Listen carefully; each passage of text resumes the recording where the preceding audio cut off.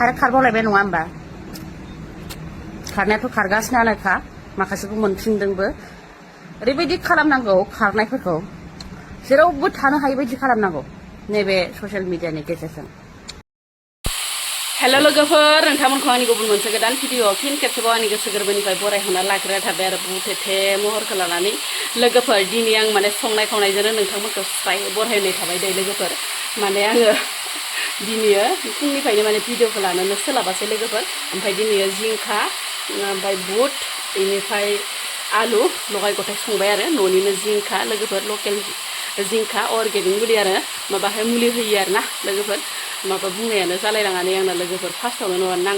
नांथा गोदोनि माने केसेट नांथानाय बायदि ना सिडि नायबाथाय क्रेक क्रेक क्रेक सिडि नायबाथाय गोदो जोङो सिख्लायाव केसेट नांखायामोन ना इदिसो नांथाग्रोखाबाय लोगोफोर भिडिअखौ माने स्टार्ट खालामैयावनो आरो ना ओमफ्राय आङो दिनैथ' आरो मंगलबार नालाय माबा सनिबार नालाय जेबो जाया लोगोफोर ओमफ्राय बे मिरामिस आरो ना मिरामिसखौनो आङो नोंथांमोननो स्राय देखायना होबाय आरो ना लोगोफोर ओमफ्राय मा देखायलांबावनो हायो नोंथांमोननि गेजेराव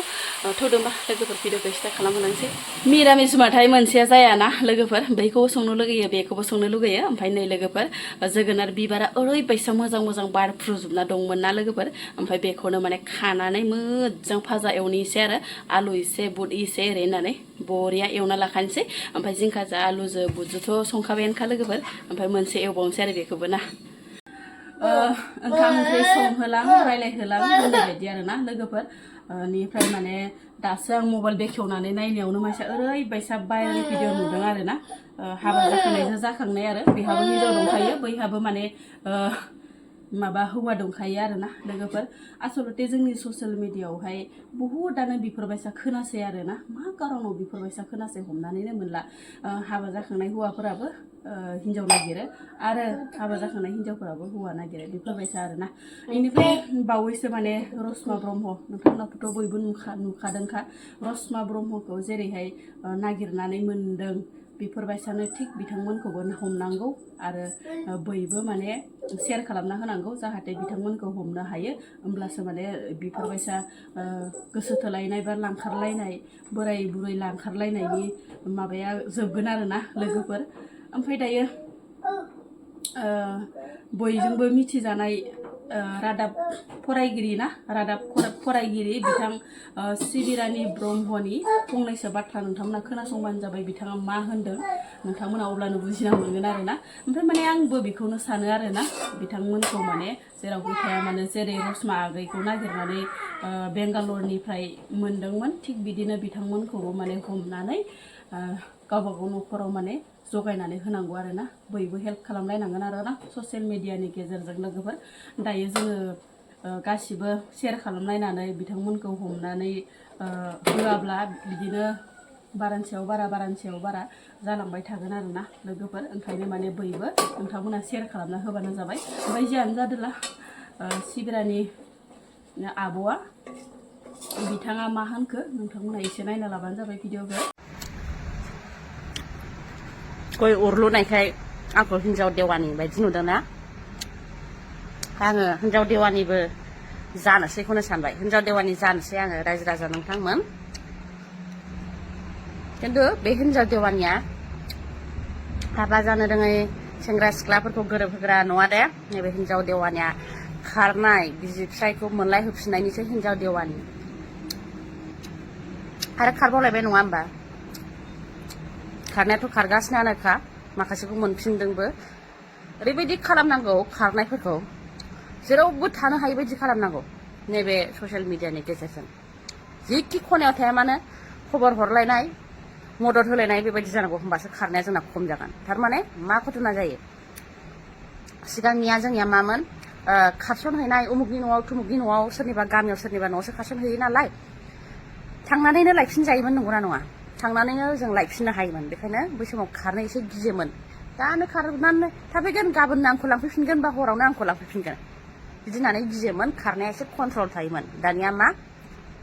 एके बेंगालर बायदिसिना दिल्ली मुम्बाइ केराला बेफोराव खारलाङो नालाय जेराव जों बारा मोनहैसस्लाबा गोरलैयैनो बेखायनो बेयाव खारलाङो सुबिदासिन जाबाय खारग्राफोरनि थाखाय बेनिखायनो जोंनि आसामल' नङा जेराव जेराव ओरै कम्पानिफोर दंहैयो बेफोराव खारनानै थाहैग्राफोरखौबो हमनानै लाबोफिननो हानाय बेबायदि जोङो खालामनांगोन जाहाथे बिसोरो मुम्बाइ केरेलायाव खारनानै थाबाबो माथो रैखा गैया बबाव खारनो जोंलाय बेबायदि साननो आरोखि खारनायनि सिगां एकबार खेबसे खमसे खम बिसोर बेबायदि सानो खारबा मालाय बहा खारनो दिल्ली मुम्बाइआव खारगोन केरेलायाव खारगोन बेंगालराव खारगोन दानो जोंखौ हमनानै न'आव लाबोफिनगोन मिसा मिसि लासिंसिंसो जासिगोन बेबायदि साननानै जाहाथे खारनायफ्रा कन्ट्रल जायो बेनिखायनो दाख्लै जेरैबायदि जादों बेंगालरनिफ्राय हमनानै लाबोनाय थिग बेबायदिनो बेंगालर केरेला जेरावखि थाया मानो जोंनि बर'फोरनि आफादफोरा जाहाथे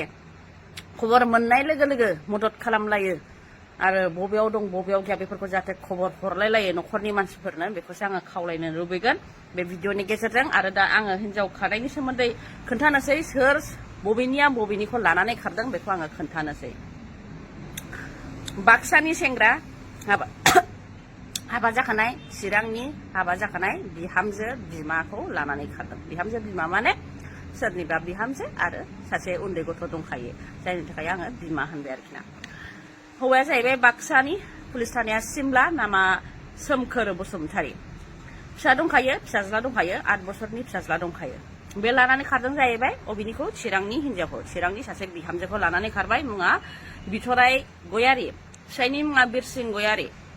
चिरां जिल्ला बिजनि जोंहा 1 नं लारुगाव गामिनि थागिबिमोन आरोखि ना बिथांनियाबो सासे फिसाज्ला दंखायो 10 बोसोर बैसोनि नाथाय बिथांमोनहा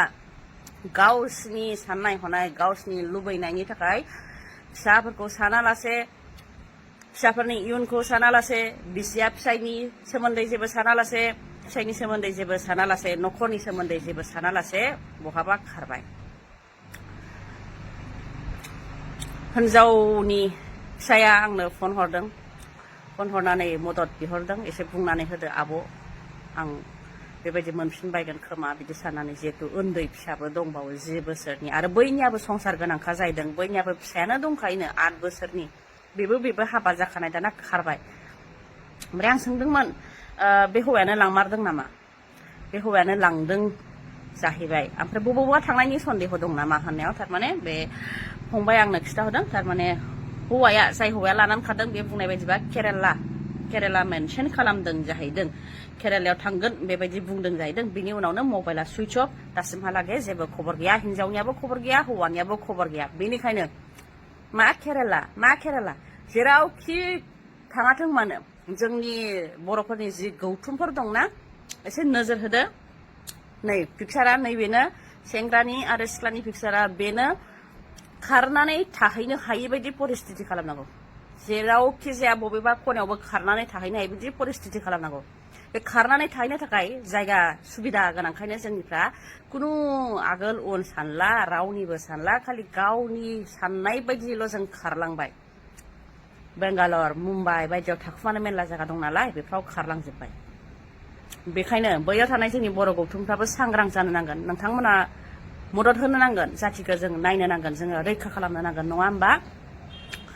नङाबाथ' बिदि बयबो खारलांबाथ' मा जानो बेसेबां समाजा गाज्रि जागोन बेसेबां जों लासिंसिं जागोन बयजोंबो जोङो मिनिजानाय जागोन नङा होमबा बेनिखायनो नोंथांमोनहा जायफोर गुबुन रायजोआव थानाय जोंनि बर'नि गौथुमफोर कम्पानियाव खारनानै थाहैनाय सोरबा जुदि बिदिफोर दङबा एसे नोजोर होबानो जाबाय आरो मदद खालामलायबानो जाबाय दा नै आं पिक्चारखौ रग' होखाबाय बिथांमोना जुदि केरेलाफ्राव दंहैबायबा बा बबेयावबा दस्रा जायगायाव दङबाबो बिथांमोनखौ हमबानो जाबाय नङाबा हमालासे सिरि न'खरनि मानसिफोरनो खबर हर कन्टेक्ट नाम्बारखौ आङो नै बै गोजौआवनो होखाबाय माने आं स्क्रिनावबो होदों नोंथांमोनहा बे स्क्रिनाव थानाय कन्टेक्ट नाम्बाराव फन हरबानो जाबाय गोजोन्थों नोंसोरजों रायलाय ओंखाम ओंख्रिया मोनजोब्बाय आंना लोगोफोर एसे बेक खालामना देखायनि र' मोनबाय लोगोफोर नै जोगोनार बिबारजों इनिफ्राय बुटजों आलुजों बरियानो एसे फोरानबावनांगौ र' ओमफ्राय आलुखौ एसे नाफ्लेबावनांगोन ओमफ्राय लोगोसे नैयो जिंखा आलु बुट आरोना लोगोफोर ओमफ्राय एसे दै लाव संदों आं लोगोफोर मानो होनबाथाय रोसिखौल' जायो नालाय फिसालाया नैदि बिगाबखौ जानो नागिरा ओमफ्राय नैदि रोसिखौल' सानिखौल' ओरै हायखांनानै जायो आरो ओंखायनो माने रोसि नङाबाथाय जाथारा आरोना ओमफ्राय मोनबाय आरो नै जि बरिया ओमफ्राय कालारखौबो एसे खम होदों लोगोफोर बांद्राय कालारबाथाय एसे बोरैबा मोनोना मैगं ओंख्रिफोरखौ ओंखायनो माने कालारखौ एसे खम होबाय आरोना गुफुर नुदो आरो अब्लाबो अरजाला आरो गोथाव जाबानो जासिगोन